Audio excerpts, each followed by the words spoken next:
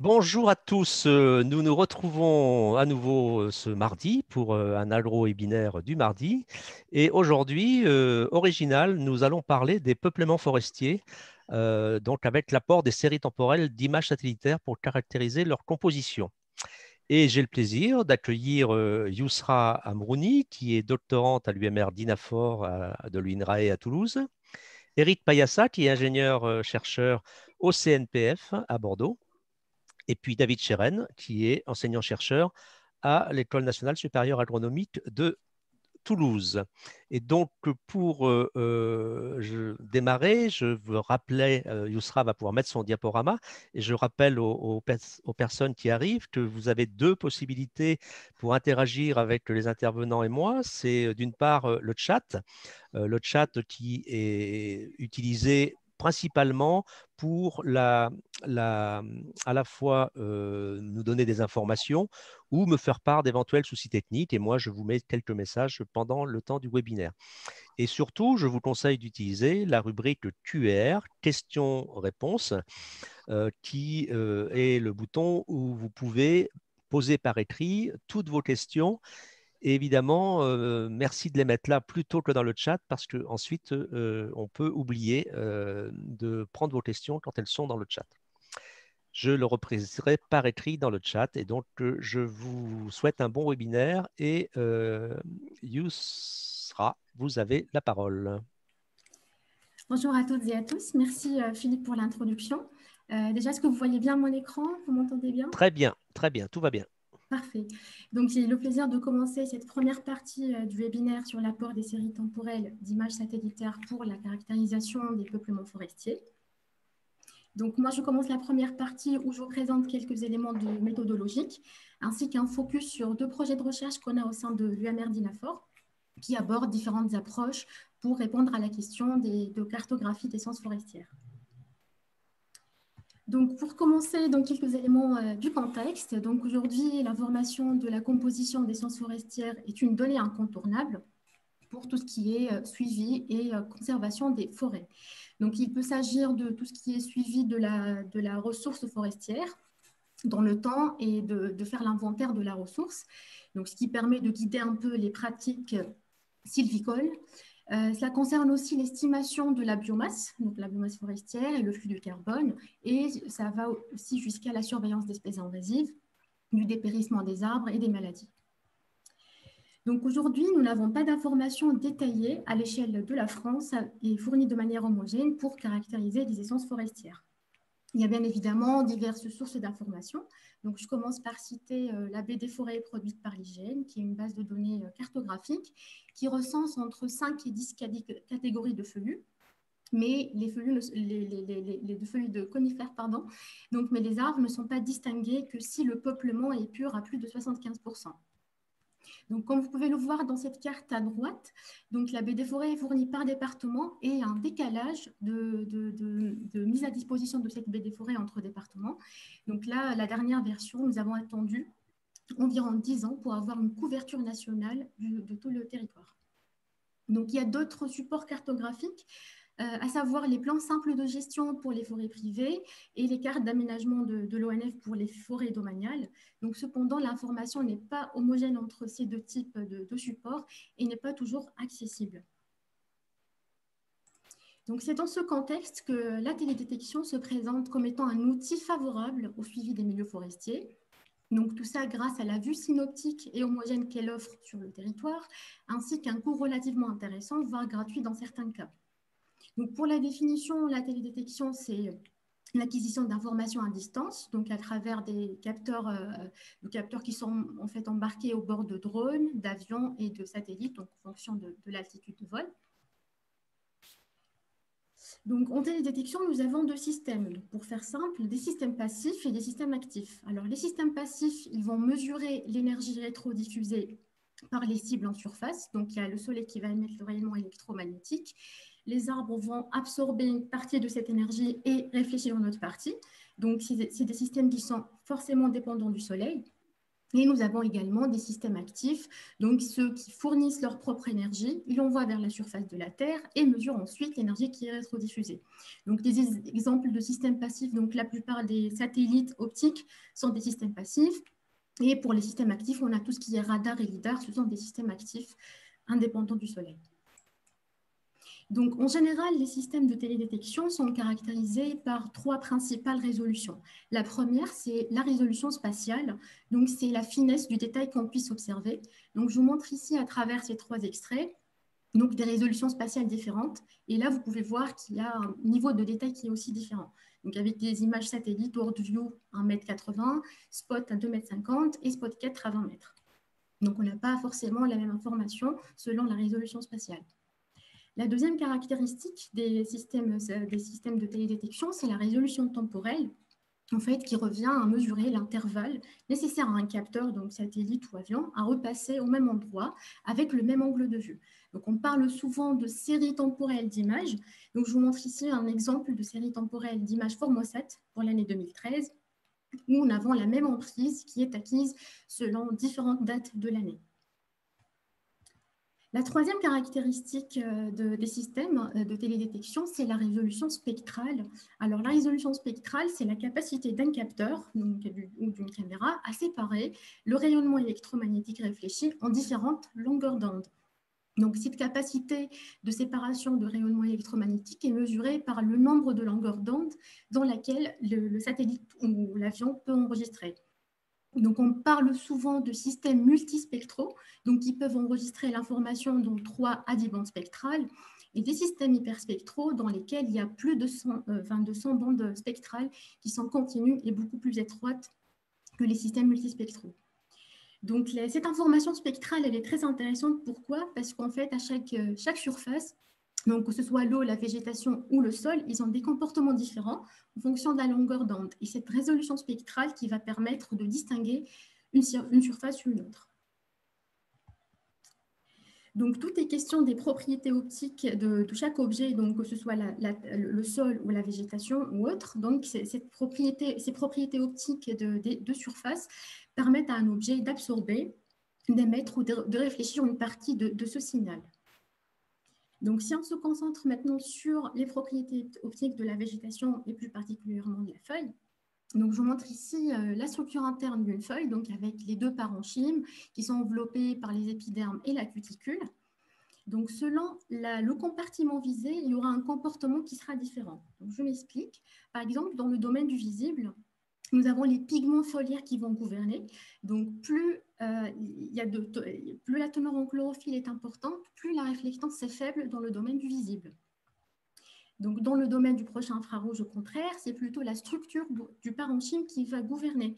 Donc, plus le parenchyme lacunaire est développé, donc plus sa structure est développée, donc plus on a une réflectance qui est élevée. Donc, c'est pour ça, c'est dans le domaine du proche infrarouge, on arrive à différencier les feuillus des résineux, comme vous pouvez le voir ici dans cette figure.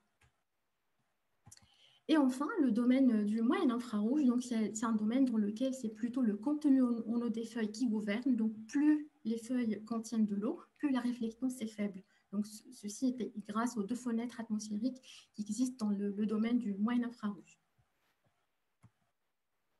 Donc, bien que le comportement soit différent en fonction de la longueur d'onde, il y a d'autres facteurs qui peuvent influencer ce comportement pour une même espèce, donc à savoir l'anatomie de la feuille, l'angle d'inclinaison de la feuille ou son état hydrique, mais aussi la composition d'un peuplement forestier ou encore sa maturité.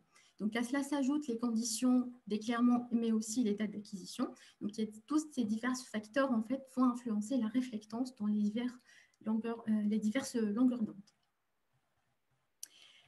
Donc, le contexte actuel est d'autant plus favorable et adapté au suivi des milieux forestiers par télédétection, avec l'arrivée de nouveaux capteurs qui améliorent ces 3 caractéristiques, donc à savoir la résolution spatiale, temporelle et spectrale.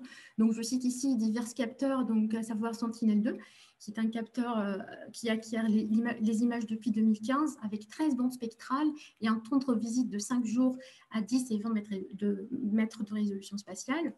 Donc, ces données sont d'autant plus accessibles avec la mise en place de plateformes de diffusion et de distribution gratuite de ces données. Donc là, je cite la plateforme Theia. Et il y a également le développement d'outils et de logiciels qui permettent de traiter et de valoriser ce type de données. Donc, ce qui favorise d'autant plus l'utilisation de la télédétection en forêt. Donc, cela se voit aussi sur le nombre de travaux. Donc, je vous mets cette figure extraite de la revue de Fastnart qui montre en fait exactement en fait, la même tendance d'augmentation de travaux avec l'apparition des nouveaux capteurs, avec une tendance quasi exponentielle à partir des années 2010, donc des 10 dernières années. Donc, dans ces divers travaux des dernières années, en fait, les chercheurs ont abordé la question de différents angles. Donc, à chaque fois, ils ont favorisé l'une ou deux ou les trois résolutions spatiales, temporelles et spectrales. Donc aujourd'hui, je vais vous montrer deux focus sur deux projets. Donc le premier projet qui favorise plutôt la résolution temporelle et le deuxième qui favorise la résolution spectrale. Donc là, pour la résolution temporelle, il s'agit des travaux avec les séries temporelles Formosat 2, donc qui consistait à faire une cartographie d'une forêt qui est située au sud de Toulouse pour différencier 13 essences de feuillus et de conifères. Donc, pour ces essences, nous avons eu 1235 parcelles, donc terrain, donc des relevés terrain, et les 1235 parcelles sont réparties entre les 13 essences.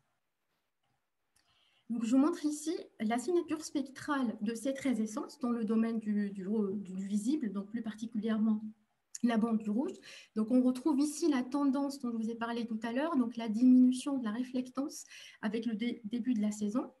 Et puis l'augmentation de la réflectance vers la fin de la saison, donc qui traduit la forte absorbance des pigments chlorophylliens à cette longueur d'onde. Je vous montre également la réflectance dans le domaine du projet infrarouge pour les 13 essences aussi.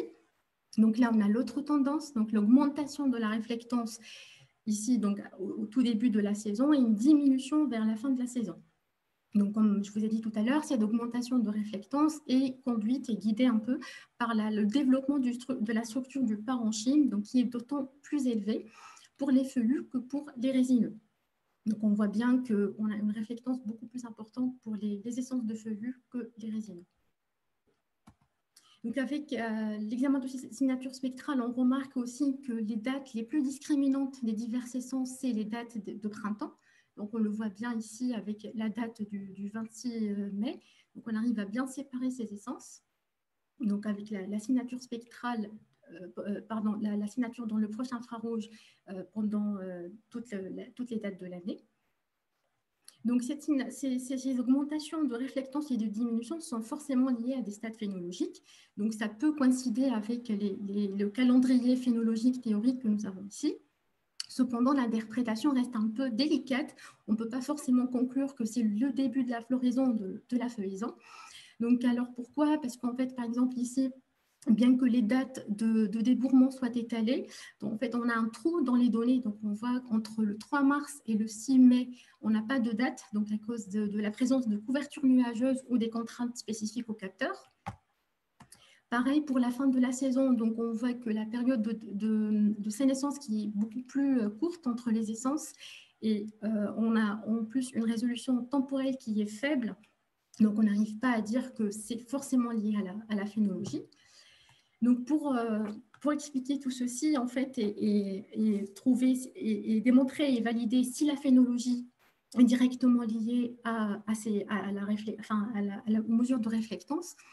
Donc, les travaux avec Formosa se sont poursuivis avec l'arrivée du nouveau satellite Sentinelle-2 et qui consistait à faire des mesures phénologiques sur le terrain et d'essayer de lier ces mesures phénologiques avec le passage du satellite. Donc, il y a eu des campagnes terrain pour l'année 2017, 2018 et 2019, donc avec une revisite du terrain tous les 5 à 10 jours en début de saison et en fin de saison. Donc, ces visites terrain se sont synchronisées avec les jours de passage du satellite Sentinelle-2. Et l'idée, c'était de démontrer et de trouver des bandes spectrales, donc issues de Sentinelle, ou sinon des combinaisons de bandes, donc ce qu'on appelle les indices de végétation.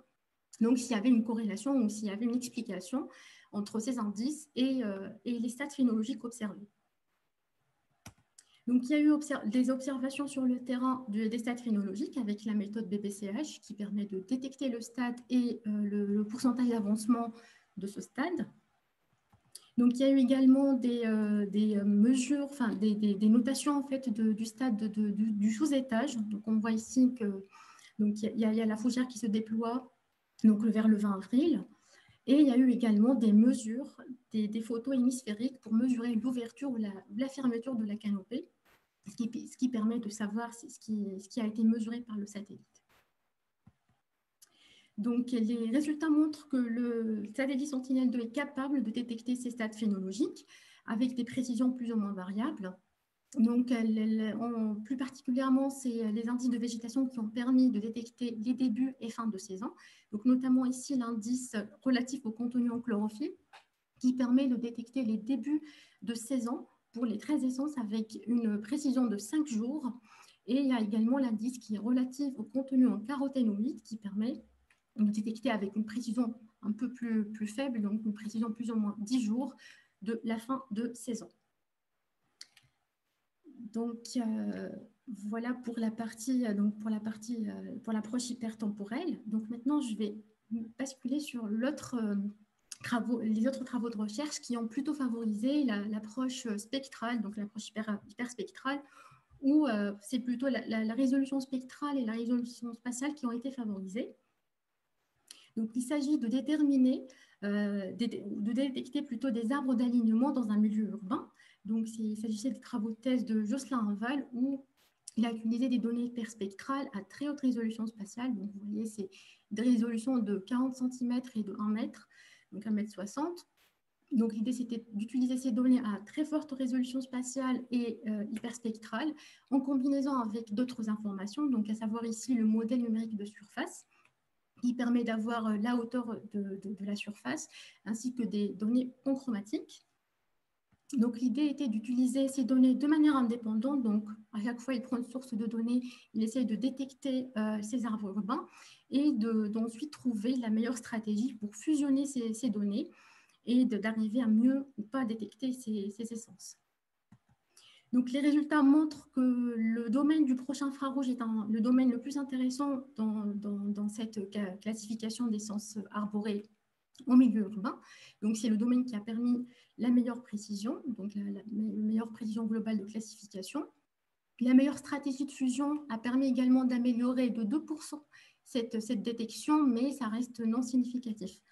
Donc, les données hyperspectrales ont montré également que la région du Red Edge, donc c'est une région qui se situe entre la bande du rouge et la bande du proche infrarouge, était la plus importante, et que le fait de réduire la donnée, ça a permis d'améliorer les résultats.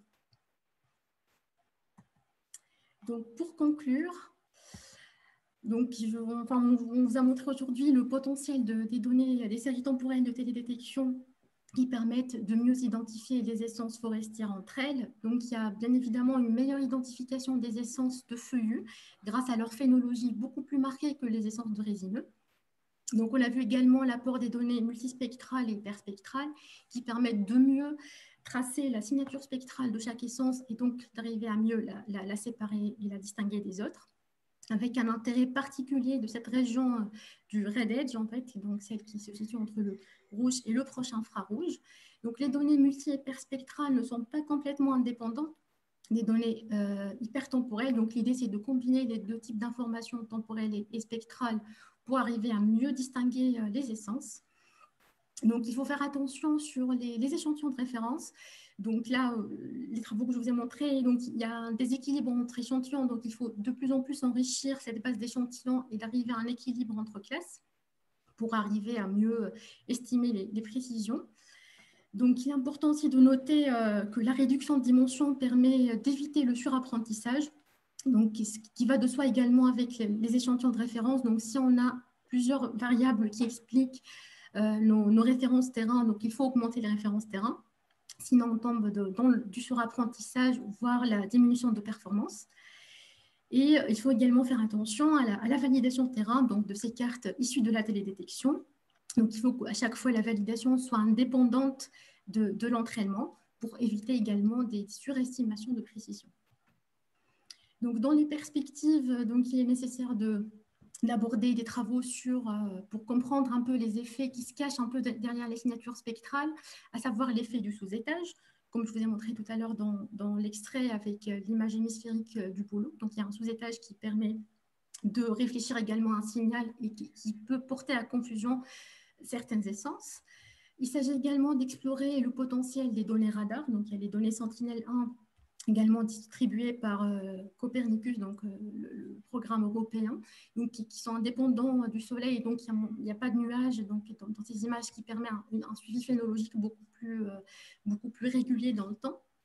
Et au final, il faut passer à l'échelle en fait, avec ces résultats de télédétection, avec toutes les contraintes de la large échelle, à savoir la non-stationnarité spatiale des réponses spectrales, mais aussi l'échantillonnage régulier des images qui dépendent plutôt du capteur. Donc Eric vous parlera un peu plus de cette partie-là de passage à l'échelle avec le projet sur les peupliers. Donc je vous remercie de votre attention.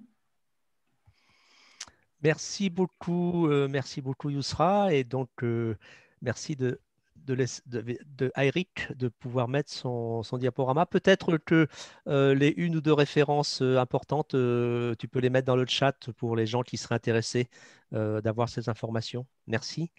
Eric, C'est parti. tout va bien, diaporama, et tu as la parole.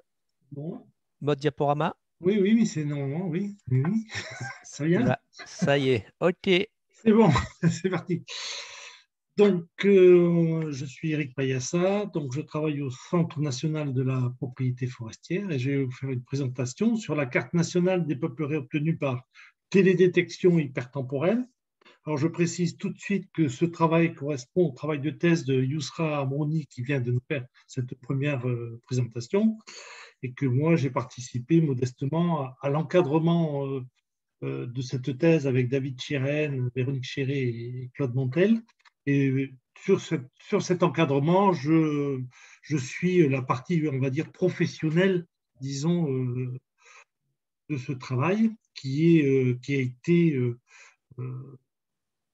mis en place, enfin, qui a été demandé par le CNP, hein, le Conseil national du peuplier, et donc encadré avec l'INP et le labo INAFOR. Donc, l'objectif pour les acteurs de la filière peuplier, hein, que je représente ici, c'était d'avoir une carte nationale des peupleraies mise à jour annuellement. Effectivement, en peuplier, le peuplier est donc une production de bois, une production pour le bois d'œuvre. Le problème actuellement, et un problème assez récurrent en forêt, c'est qu'on a des outils qui sont très performants sur un certain nombre d'essences, mais pour le peuplier, où on est sur des rotations relativement rapides, on a des difficultés avec les statistiques produites par l'inventaire forestier national, et on avait toujours des problèmes, disons, de calage dans le temps d'évaluation des surfaces en peupleraies. C'est pour ça que l'arrivée de la télédétection a été une solution pour permettre véritablement d'avoir des valeurs plus proches de la réalité en termes de surface de peupleraies. Et donc, l'objectif étant d'avoir, bien évidemment, une surface annuelle des peupleraies. Donc, cette cartographie a pour objectif donc d'avoir un suivi prospectif de la ressource en bois disponible et donc de mettre en place une gestion durable de cette ressource.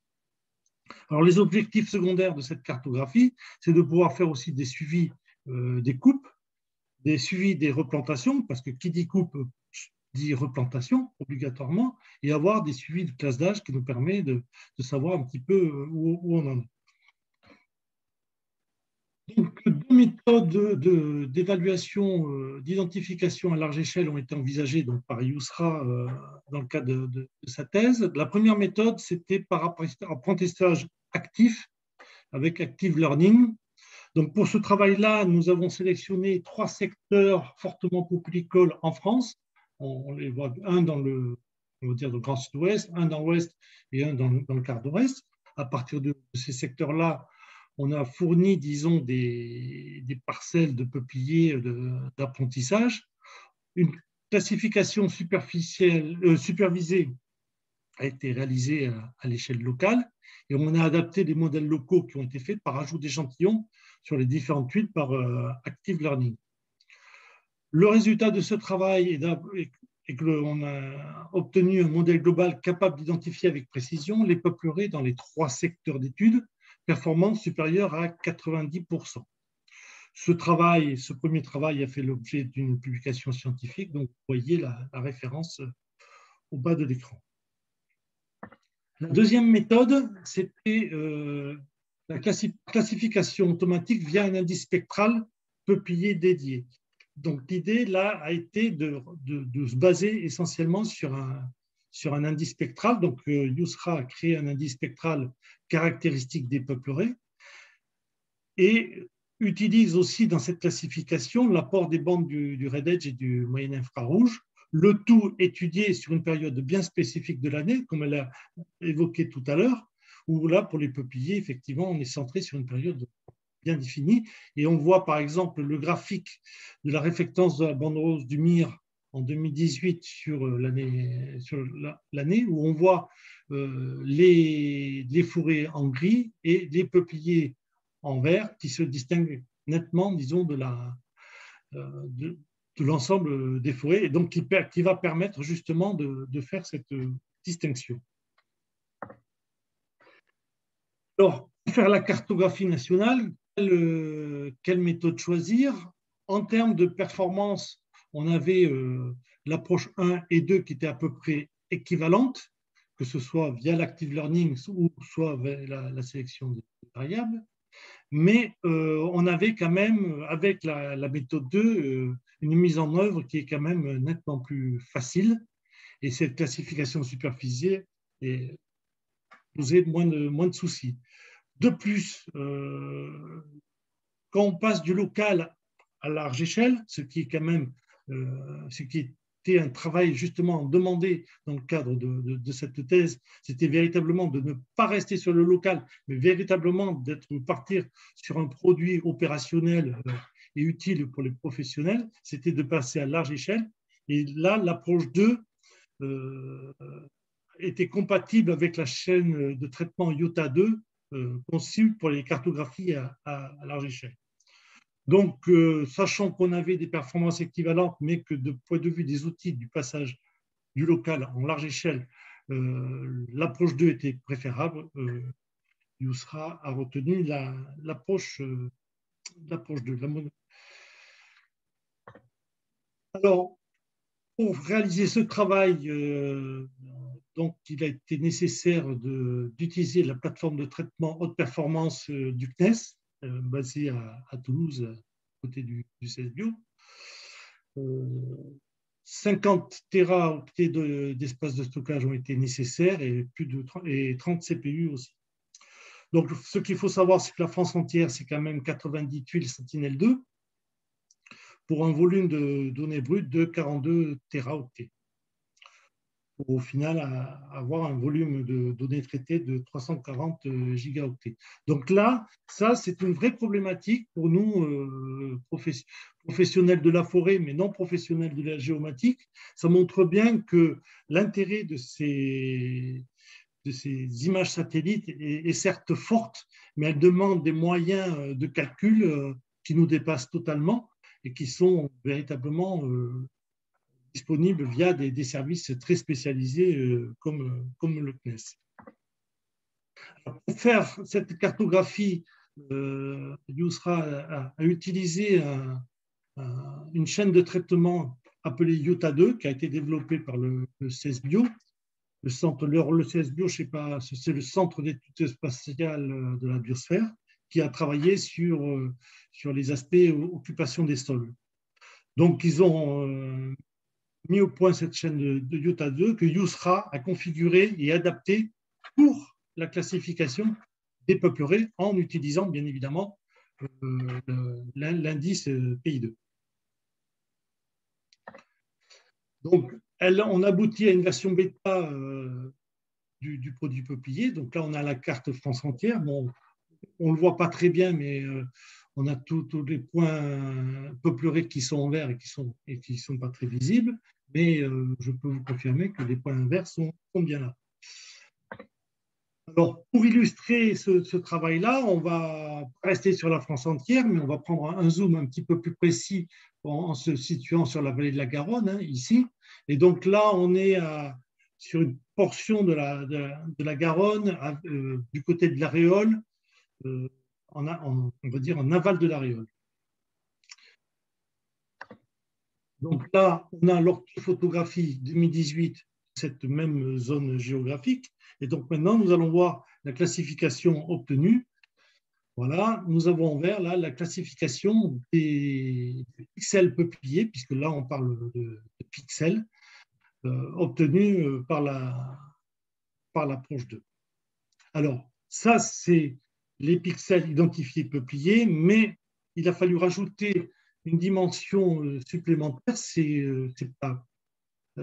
la carte de confiance de la classification. Effectivement, le traitement de classification finalement aboutit à un niveau de fiabilité sur le point, ce qu'on a appelé la carte de confiance. Donc, plus le point est vert, plus la confiance est élevée, et plus la couleur est claire, moins la confiance est élevée. Donc, si on reprend cette carte et qu'on la superpose avec le masque de la BD Forêt de l'IFN, bon, on voit que la plupart des peupleraies, c'est-à-dire toutes les portions vertes, on les voit, elles sont un petit peu masquées derrière, sont dans le masque BD Forêt, mais on remarque aussi que certaines peupleraies sont hors du masque forêt. Donc ça, c'est déjà une première information. Deuxième élément, si on prend le masque peupleré de la BD Forêt, parce qu'on a un masque BD Forêt dans la BD Forêt de l'IFN, là aussi, on a une relativement bonne correspondance, mais on a des points de désaccord où là, on trouve de la peuplerée ici, qui n'était pas signalée dans la BD Forêt, et de même ici, pas de peuplerée qui est née dans la BD Forêt. Donc, par rapport au masque forêt et à la carte peuplerée de la BD Forêt, on a des distinctions.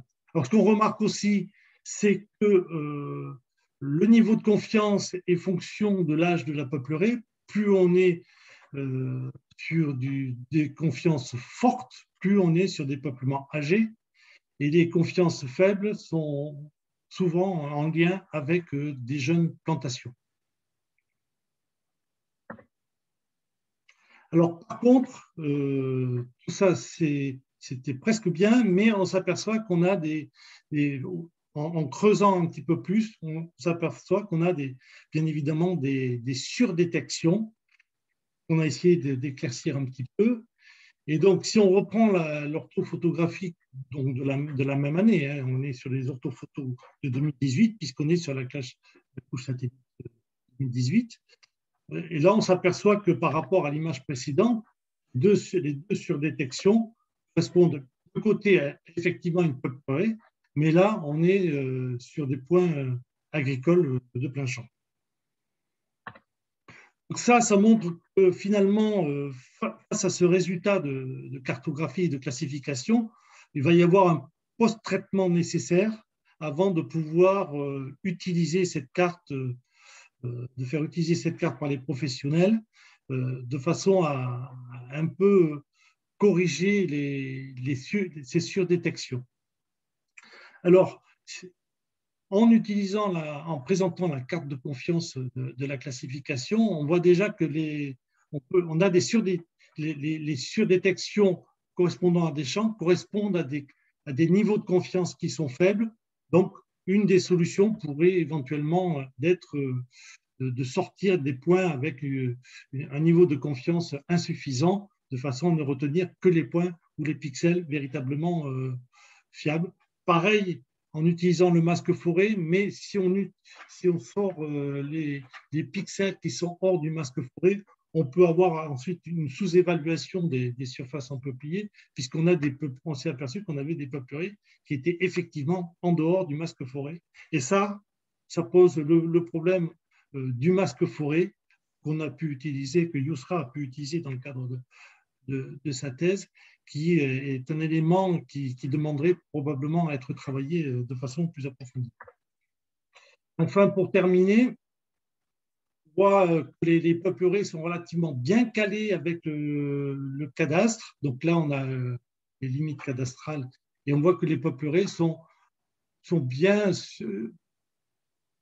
cadré dans les peupleraies. Alors, on peut avoir des zones comme ici, avec une parcelle cadastrale et puis une peuplerie bien marquée. Bon, là, on a des fois des parcelles qui sont plantées de façon incomplète, voire avec, disons, on va dire, des différences de croissance probablement, et qui fait qu'on a une captation moins bonne par satellite. Mais on a quand même une bonne relation entre le cadastre et l'identification des peupleries. Pour conclure, suite à 3 ans de travaux et en utilisant donc ces images sentinelles, on a une version bêta de la carte des peupleraies. On peut dire que Yousra est arrivé à obtenir ce résultat-là, ce qui n'était pas toujours évident quand on a lancé le projet. Mais quand on monte un projet, on a une idée précise, on l'applique, et puis finalement, on s'aperçoit que on ouvre de nouvelles portes, on ouvre de nouvelles difficultés, et c'est là où on voit que finalement, effectivement, on a une carte, mais il y a encore du travail à faire, elle n'est pas totalement opérationnelle. On a encore un travail de post-traitement à faire dessus.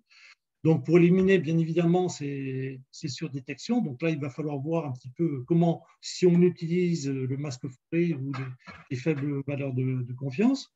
On peut optimiser ensuite la cartographie, puisqu'on est sur la forêt de plantation, et qui dit forêt de plantation, il y a un relativement bon calage avec, disons, le cadastre. Mais là, il va falloir aussi jouer à l'intérieur, disons, de ces parcelles cadastrales, sur le nombre de pixels détectés en peuplier pour savoir si c'est ou pas du peuplier ou si c'est une jeune peuplerée.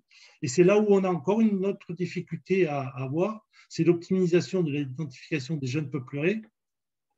Savoir si, des fois, quand on a une détection faible, est-ce que c'est une surdétection ou est-ce que c'est une jeune peuplerée? Je pense qu'on a les deux. Donc, dans le post-traitement, il va falloir jouer un petit peu sur ces curseurs, les faire bouger, de façon à un moment à arriver à un réglage qui nous fera dire, bon, mais voilà, on est arrivé à peu près à la carte opérationnelle. Donc là, on travaille actuellement sur la carte 2018, mais des travaux sont déjà prévus pour sortir la carte 2019 et la carte 2020, sachant que le satellite, lui, actuellement, est en train de faire les prises de l'année 2021. Donc voilà, pour nous professionnels, c'est une avancée qui demande encore à être fiabilisée, mais pour les gens du peuplier, les gens qui font la production de peuplier, on va être avec un bon outil de départ, puisqu'à partir de ce masque peuplier, derrière, on va pouvoir faire d'autres travaux qui nous permettront de suivre, par exemple, le stress hydrique ou les problèmes sanitaires, mais uniquement sur les pixels peupliers qui nous intéressent. Voilà, je vous remercie. Merci Eric, merci de départager ton écran pour que David puisse prendre la parole à son tour. Oui, je me posais la question parce qu'il va falloir aller très vite. Est-ce qu'on laisse la place aux questions plutôt ou bien... Non, tu peux présenter assez rapidement, sachant que Yousra peut reprendre la réponse à 2 ou 3 questions, les questions très précises. Voilà, oui. David, tu peux y aller.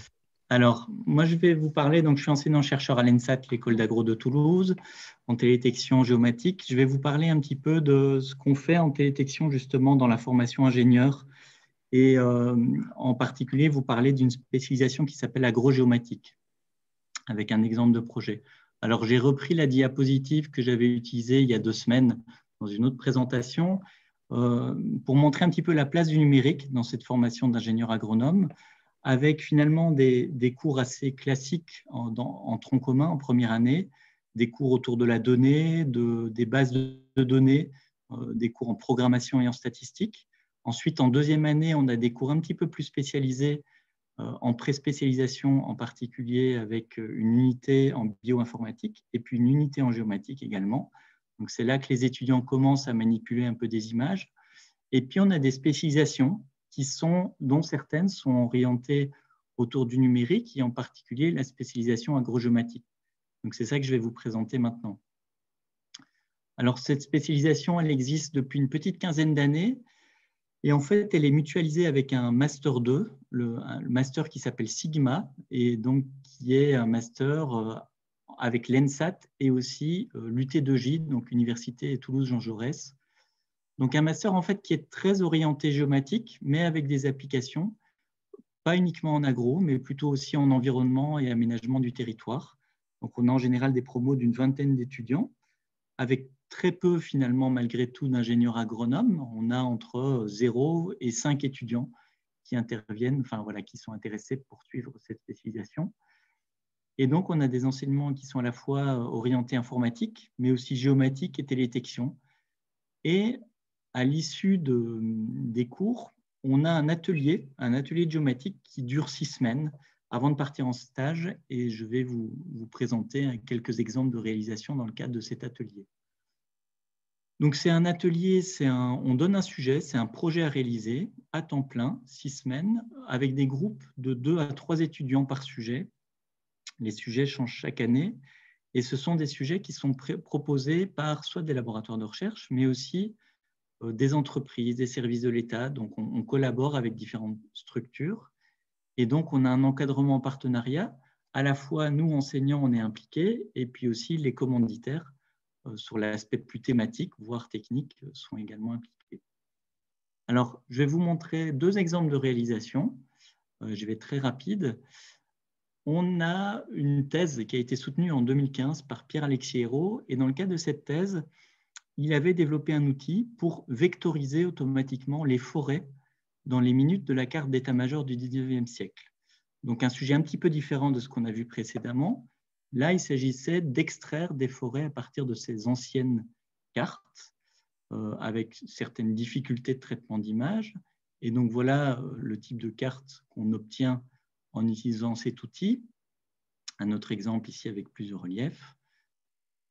Et donc, ce qu'on a proposé comme atelier, dans le cadre de cette spécialisation, c'est de redévelopper l'outil dans un logiciel qu'on utilisait à l'époque pour l'enseignement, logiciel Envy. Donc, l'outil a été redéveloppé en IDL. Et donc, voilà, ça permettait d'utiliser plus facilement cet outil qui, initialement, était développé en MATLAB. Donc, voilà un exemple de projet qu'on propose dans cette formation. Et puis, en 2016, en fait, on s'est dit qu'on allait passer aussi sur un outil libre. Donc, il y a eu un portage de cet outil, Historical Map, sous QGIS. Donc, il y a un plugin QGIS qui existe. Vous pouvez aller voir sur Internet. Et donc, un plugin qui a été développé en Python et qui fait la même chose. Extraire ces forêts anciennes. Ce n'est pas forcément des vieilles forêts, au sens maturité, mais c'est des forêts anciennes parce qu'elles existent sur cette carte d'état-major, avec un autre atelier en parallèle où là, c'était plutôt utiliser cet outil pour une communauté d'agglomération de façon à pouvoir identifier quelles sont les forêts qui sont anciennes et quand elles sont anciennes, est-ce qu'elles ont évolué en surface, est-ce qu'elles ont diminué, est-ce qu'elles se sont fragmentées. Donc, on a aussi un travail où des étudiants se sont plutôt focalisés sur l'utilisation et en appariant les forêts d'aujourd'hui avec ces forêts d'hier. Un deuxième projet, dans le cadre de cette spécialisation, ben là, c'est très lié à ce que vous avez vu précédemment. Donc, on définit un sujet autour de... Ici, on s'est focalisé sur une forêt près de Toulouse, la forêt de Bouconne, et on va chercher à reconnaître les essences dans cette forêt et à détecter les changements en manipulant différents types d'images, des images Sentinelle-2, donc images optiques, mais on avait mis à disposition aussi des données radar pour détecter plus facilement les coupes, des données spot de 2013 à 2017, donc différentes dates pour chaque source, des bases de données type BD Forêt de l'IGN, le plan d'aménagement de l'ONF qui est disponible en ligne également, et puis des relevés pour être capable d'apprendre un modèle et classer, reconnaître les différentes essences dans ces forêts. Alors les relevés, soit on les a à disposition, mais en général, on cherche justement à aller sur le terrain avec les étudiants, ce qui permet de mobiliser différentes ressources, des techniques d'acquisition de données par GPS, par exemple, c'est le but, d'utiliser une clé de détermination pour reconnaître les essences, et puis ensuite, pour la classification, mettre en œuvre des outils d'apprentissage machine, donc apprentissage supervisé. Ils font un peu de SIG. Voilà, on essaye finalement de faire un projet où les étudiants sont amenés à mobiliser les différentes connaissances et compétences qu'ils ont acquises les années précédentes. Un exemple de résultat de classification, alors ici j'ai pris le niveau 1, c'est-à-dire distinguer ne fût-ce que les résineux et les feuillus. Et ensuite, deuxième niveau de la nomenclature, on n'a pas une grande diversité dans cette forêt, on a essentiellement du chêne. Mais donc, vous voyez qu'on parvient à distinguer des peuplements de chêne rouge, chêne indigène, il y a un peu même d'eucalyptus à proximité de cette forêt. Et voilà. Donc, voilà un exemple d'exercice qu'on peut faire dans cette spécialisation, avec une détection des coupes également. Alors ici, c'est une composition colorée en fausse couleur, où les coupes, les changements apparaissent en la couleur cyan, cette couleur bleutée qui apparaît ici. Donc, je vais m'arrêter là pour laisser du temps pour les questions, simplement pour dire en termes de perspective que la formation va évoluer au sein de l'ENSAT, à la fois en deuxième année, on va changer un peu le contenu des unités d'enseignement, et puis en troisième année, on va chercher aussi à mutualiser des spécialisations et donc avoir une formation un peu plus axée en informatique et en sciences des données en particulier, une partie qui sera toujours en géomatique et puis une autre partie qui sera très orientée agroécologie numérique au sens large. Voilà, je retire le partage d'écran. Remettez votre son et votre image. Donc là, Yousra et Eric ont été d'une efficacité redoutable, ce qui fait qu'on n'a pratiquement plus de questions à traiter. Donc, on a pourtant une quinzaine de minutes. Donc, j'ai mis dans le chat pour ceux qui le souhaitent, peut-être que les réponses par écrit ne sont pas aussi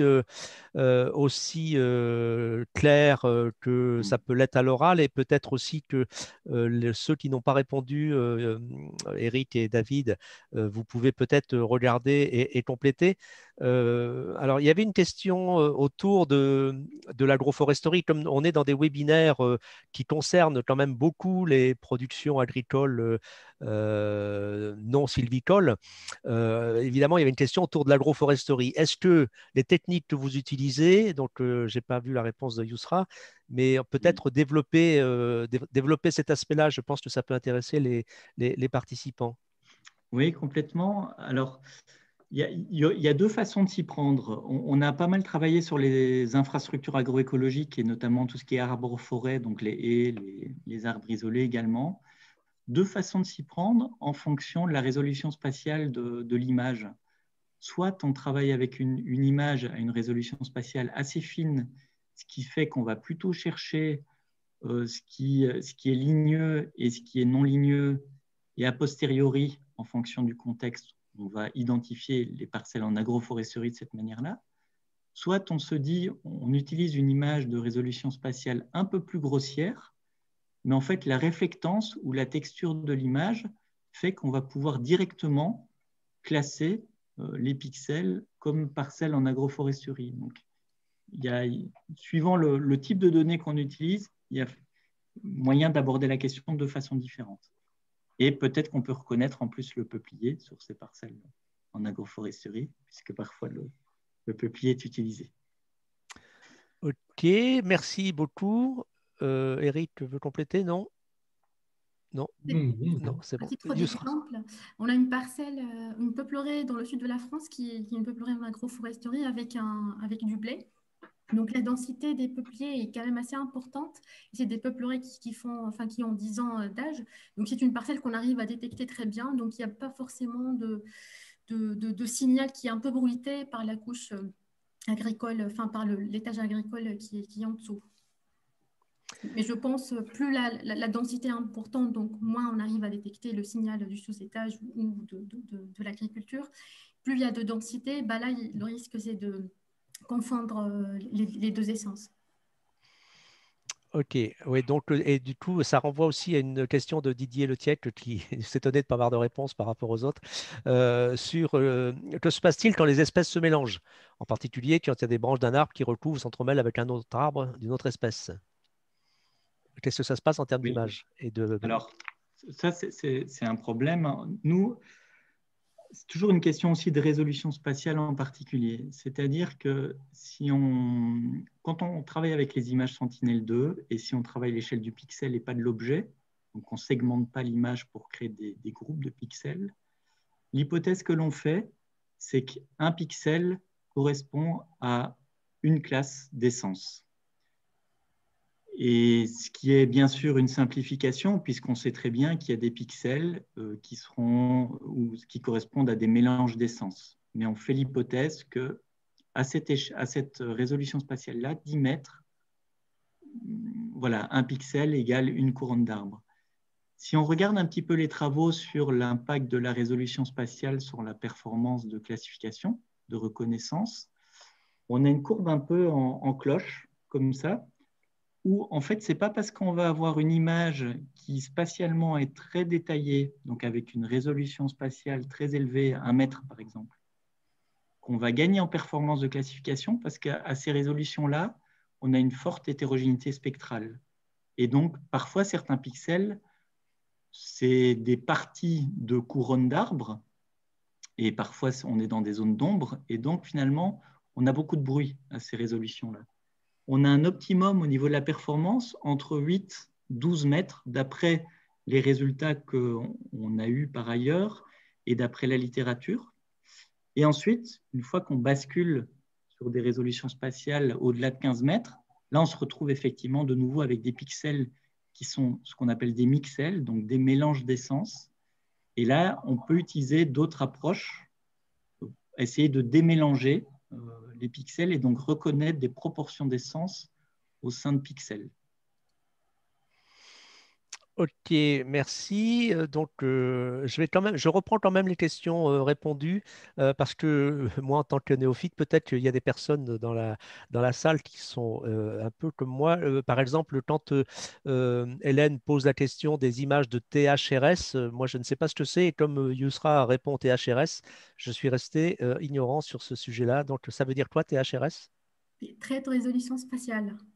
Très haute résolution spatiale.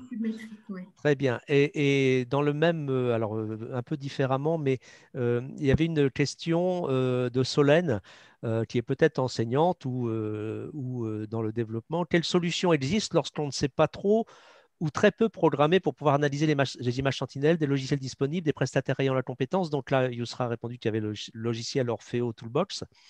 Est-ce que c'est pour des enseignants, par exemple, qui voudraient travailler avec leurs étudiants, est-ce qu'il y a en dehors d'Orfeo Toolbox, est-ce qu'il y a d'autres solutions, peut-être, David? Oui. Alors, ce qu'on fait avec les étudiants de l'ENSAT, je ne parle pas du Master Sigma, mais quand on classe les images, ils ne programment pas. Ils utilisent des logiciels qui permettent de faire de la classif automatique. Il y a effectivement Orfeo Toolbox, qui est une boîte à outils sous QGIS, qui peut être utilisée de cette façon-là. Il y a un autre logiciel qui s'appelle Snap de l'ESA, qui peut être utilisé, qui a été développé pour Sentinel-2 en particulier, libre. Il y a un troisième logiciel libre qui s'appelle Nmapbox, je vais mettre le nom dans le chat, qui est développé dans le cadre de la mission Nmap et qui est aussi maintenant un plugin QGIS. Ça, c'est pour les logiciels libres. J'ai vu des collègues du logiciel Envy qui étaient en ligne tout à l'heure. Donc, il y a aussi un logiciel qui s'appelle Envy, qui est un logiciel propriétaire, mais voilà, qui est très riche aussi et bien adapté au traitement d'images. Ok, merci. Donc, tout le monde peut faire de la classification d'images, si je comprends bien. Thierry, il y a une question de Thierry sur les usages des images Sentinel-1. La classification a été faite par Sentinel-2. Avez-vous utilisé des images Sentinel-1 pour essayer d'améliorer la performance de classification? L'information texture y est intéressante pour les bords parcelles. Là, c'est un spécialiste. En fait, pour les peupleraies, on a utilisé au tout début de la thèse des données Sentinel-1. Donc, en fait, elle n'avait pas porté, il n'y avait pas un grand apport pour différencier les peupliers des autres essences de feuillus. Donc, avec Sentinel-2, c'était déjà très suffisant. En fait, on arrivait à de très bonnes performances uniquement avec Sentinel-2. Cependant, avec Sentinelle-1, l'information qu'on peut retirer, c'est surtout la structure des peuplements. Et donc, avec cette information, on peut plutôt déterminer les classes d'âge et on a fait aussi des tests pour détecter les coupes à partir de Sentinelle-1, où là, on a eu pas mal de performances, donc grâce, encore une fois, à la sensibilité du radar à la structure de la végétation. Par contre, la texture, on n'a pas abordé la question texture, parce qu'en fait, Sentinelle-1, c'est à 10 mètres.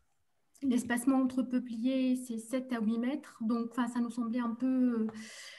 la résolution n'est pas forcément très adaptée par rapport aux espacements entre peupliers. Merci. Alors, il me reste une dernière. C'est une question qui n'est pas une question, c'est une personne, Solène, qui voudrait avoir accès à la thèse de Nicolas Carassiac. Vous, vous avez répondu, c'est ça? Je viens d'envoyer. Elle n'est pas encore en ligne, mais elle va être en ligne prochainement. Effectivement, elle sera disponible. D'accord, très bien. Très bien. Écoutez, j'ai l'impression qu'on a épuisé les questions. On était inquiets, mais on a eu une répondeuse aux questions qui nous a libérés. Donc, on a du coup 5 minutes d'avance. Mais s'il n'y a pas d'autres questions, oui, Un vas-y. petit point qu'on pourrait développer, j'ai vu une question importante qui est de ce passage à l'échelle. Je ne sais pas si c'est clair finalement pour tout le monde, mais est-ce qu'il y avait la question d'effectivement un débourrement ou une chute des feuilles pour une même essence? Ça ne se produit pas au même moment au nord et au sud. Et donc Eric l'a un petit peu présenté, c'est-à-dire qu'il y a deux façons de traiter la question. Soit on a des échantillons, des références terrain partout, c'est-à-dire à la fois au nord et au sud, donc, mais ça demande de faire beaucoup de terrain, et ça c'est toujours le problème en télédétection. Soit aujourd'hui, il y a des approches de classification d'images qui permettent d'apprendre un modèle à un endroit et ensuite d'adapter ce modèle de façon à pouvoir prédire à un autre endroit où il y a un effet biogéographique. Donc, on a des signatures temporelles pour une même essence qui sont un petit peu différentes, mais on adapte le modèle pour qu'il soit capable de prédire cet endroit ailleurs. Voilà, donc c'est ce qu'on appelle l'apprentissage, adaptation de domaine en apprentissage. Et donc, c'est ce qu'a utilisé Yousra dans sa thèse, à la fois l'apprentissage actif et puis une autre approche aussi, on n'en a pas parlé là.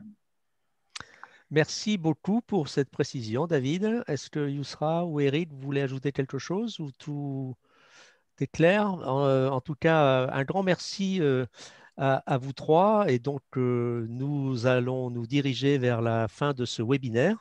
Et donc, je vous souhaite à tous une bonne semaine. Et la semaine prochaine, nous reviendrons sur la thématique agroécologie, où nous parlerons des médias sociaux. Donc, c'est aussi un peu du numérique, les médias sociaux à l'ère de la transition écologique.